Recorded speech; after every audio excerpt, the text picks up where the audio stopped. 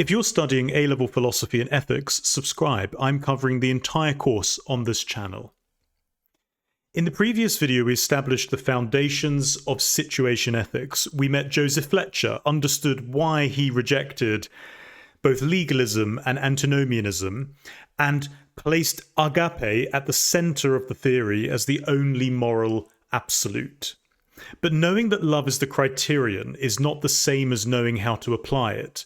When you're standing in a genuinely difficult moral situation, do the loving thing is not yet a framework. It's a destination without a map. Fletcher knew this, and so he proposed 4 working principles, practical commitments that guide the situationist exactly the approach for moral decision-making that's needed. Now, these are not rules. That distinction matters enormously, and we're going to unpack that immediately. They are orientations, ways of thinking, a compass, rather than a set of commands. So this session is for OCR, AQA and Edexcel, and by the end you will be able to explain each principle with real depth, apply them to a genuine moral dilemma, and use them fluently in essay answers. Now, Fletcher chose the word principles rather than rules deliberately. This is not a minor terminological preference. It reflects something philosophically fundamental about his entire project. A rule commands, it says do this, always, regardless of what the situation requires. Rules operate independently of context. They're designed to override judgment, not to guide it.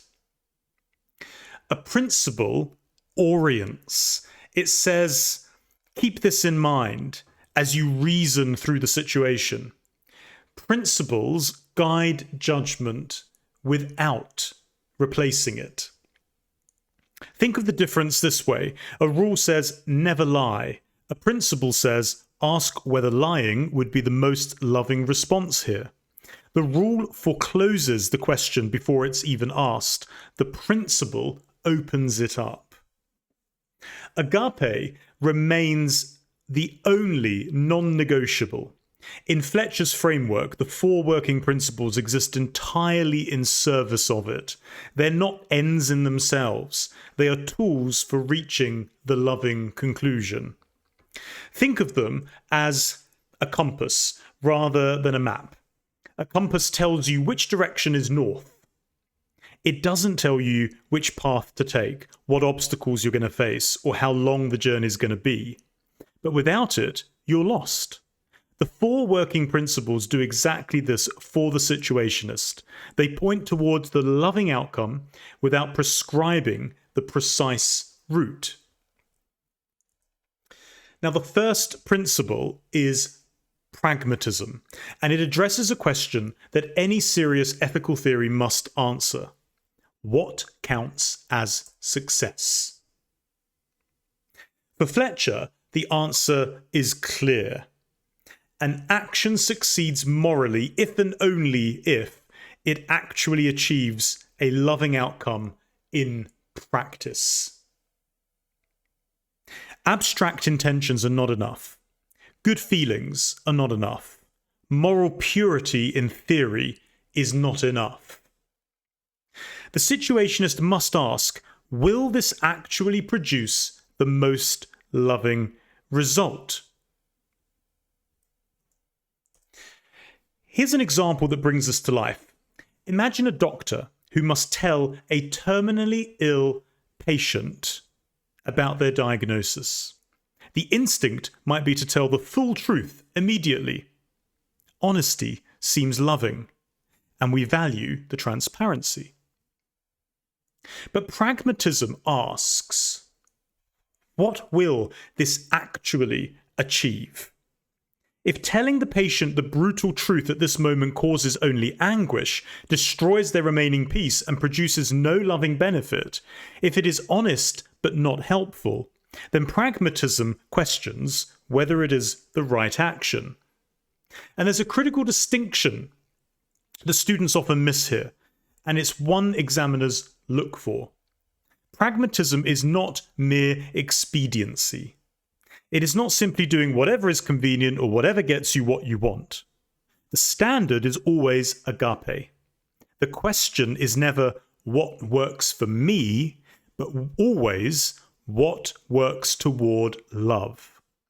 A pragmatic decision that serves self-interest at the expense of genuine love is not situationist reasoning at all. It is a misuse of the principle. The second principle is relativism, and this is where students most often make a serious essay error which costs marks. Fletcher's relativism means that all moral decisions are relative to the situation. No rule is universally binding. Context is everything. The same action that is right in one situation may be wrong in another. But, and this is absolutely critical, this is not the same as moral relativism in the broader philosophical sense. Now, moral relativism as a philosophical position holds that there are no objective moral truths at all. Morality is just cultural preference, personal opinion, or social convention. Nothing is truly right or wrong. It is all relative to the observer. Fletcher explicitly rejects this. His relativism operates within an absolute framework, the absolute of agapē. Love is not relative. Love is the constant. What is relative is how love is best expressed in a particular situation. Think of it this way. The destination is fixed, the most loving outcome. What varies is the route. In one situation, honesty is the most loving response. In another, a compassionate silence is. The principle of relativism tells you that you cannot know in advance from outside the situation which route love requires. You must enter the situation and reason from within it. Now, if you write in an essay that situation ethics is a form of moral relativism, you will lose marks. Make the distinction clearly, and examiners will reward you for it.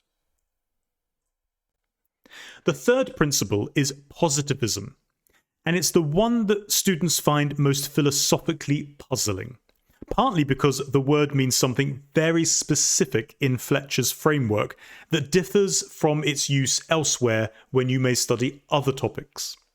Now, what Fletcher means by positivism is that love is freely chosen as the first principle of ethics. It is not derived from reason. It is not proved by argument. It is not the conclusion of a logical demonstration. It's a faith commitment, a free act of will. You choose to place agapē at the center of your moral life because you believe it to be the right starting point, not because you've been logically compelled to accept it. And this is what Fletcher calls theological positivism. And it stands in deliberate contrast to natural theology, which attempts to derive moral truths from reason or observation of the natural world. And here's why it matters philosophically. Every ethical system has to start somewhere. Kant starts with the rational will. Bentham starts with pleasure and pain. Natural law starts with the telos, built into human love. And built into human nature, rather, by God. Fletcher starts with love, but he is honest that this starting point is chosen, not proved. And there is something admirably transparent about this. Fletcher is not pretending that his first principle is self-evident or rationally inescapable. He's saying, I have chosen love. I invite you to choose love too. And here is the framework that follows. Now, for essays, always specify theological positivism when writing about this. It's entirely different to philosophical positivism, which is a tradition typically associated with Comte and logical empiricism, which you would study if you look at religious language or metaethics. Conflating them will confuse your answer, because positivism grounds in situation ethics in a Christian theological tradition.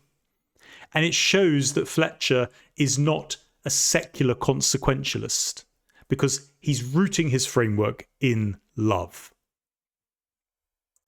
The fourth principle is personalism. And in many ways, it is the most morally intuitive of the four, the one that most directly captures what makes situation ethics feel human. Now, personalism holds that people always matter more than rules, more than doctrines, and more than institutions. Persons have intrinsic worth. The individual human being in front of you is always the primary moral reality. Now, Fletcher expressed this directly. The Sabbath. The Sabbath was made for man, not man for the Sabbath. Rules exist to serve people. When a rule stops serving people, when following it causes harm rather than good, the rule must give way. Now, here's a connection that will lift your essays significantly. This principle speaks directly to the justice problem that we examined at the end of utilitarianism series. One of the deepest criticisms of utilitarianism was that it treats people as receptacles for utility. What matters is the happiness, not the person who contains it. J.L. Mackie, Bernard Williams, and Robert Nozick all argued that this is a fundamental moral error. Fletcher's personalism is a direct response to that kind of thinking. The person is not a means to a loving end. The person is the reason the loving end matters at all. And you may notice a striking parallel with Immanuel Kant's formula of humanity. Act so that you treat humanity in your own person and in any other always as an end and never merely as a means. Fletcher and Kant arrived at personalism from entirely different directions. Both placed the dignity of the individual at the moral centre. And this is the kind of connection that produces those level 5 AO2 type essays at the higher band. Understanding each principle individually is necessary, but the real philosophical sophistication comes when you see how all of the four operate simultaneously in a single moral situation. And Fletcher gave us a number of case studies to illustrate this. The most famous for this purpose is the wartime spy dilemma. A woman is held in a Soviet prison camp.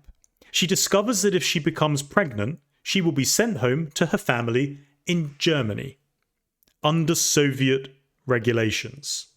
She has no way of escaping otherwise. She asks a guard to father her child so she can return to her husband and children. Now let us run all four principles. Pragmatism. This asks, will this actually achieve a loving outcome?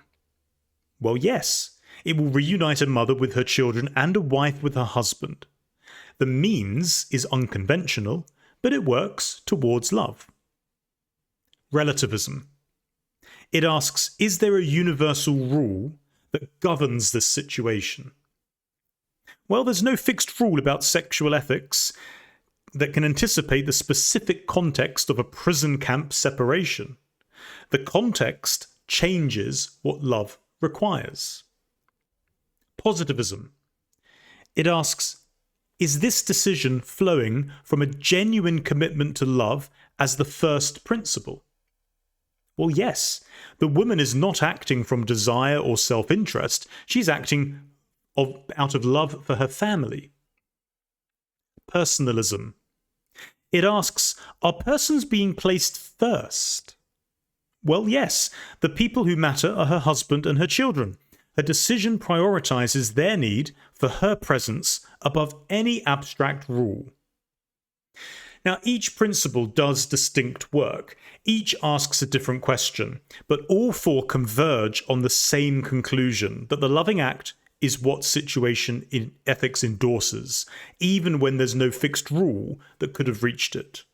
And that is what makes the framework coherent rather than chaotic. Well, let's evaluate the four working principles as a framework. It is genuinely human-centered. Personalism ensures that real people are never subordinated to abstract rules. In a world where institutions, religious, political, legal, have repeatedly caused harm by enforcing rules at the expense of individuals, this is not a minor virtue. It's a serious moral achievement. It's morally flexible. Relativism shows the framework to handle novel dilemmas that fixed rules cannot anticipate. Medical ethics presents us constantly with situations that no traditional rulebook foresaw. End-of-life decisions, genetic engineering, organ donation. A framework that can reason freshly from love in each new situation is arguably better equipped for this than one that applies ancient rules to modern problems. It's outcome-focused, in a grounded way.